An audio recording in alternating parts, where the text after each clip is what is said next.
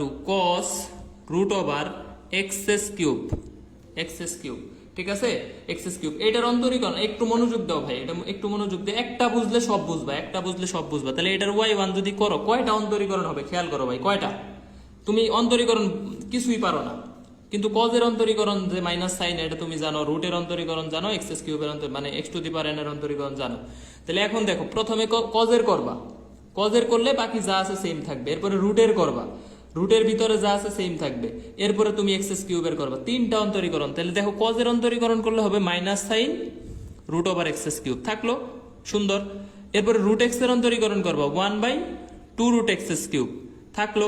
এরপরে এক্সেস কিউবের অন্তরীকরণ করবা 3x স্কোয়ার। এই যে তিনটা পার্ট দেখো, কজের সাইন রুটের এটা আর এই যে এক্সেস কিউবের এটা 3x স্কোয়ার, তিনটা পার্ট। এখন সেই অন্তরীকরণটারে আমি জাস্ট সামনে একটা লন বসায় দিলাম, y =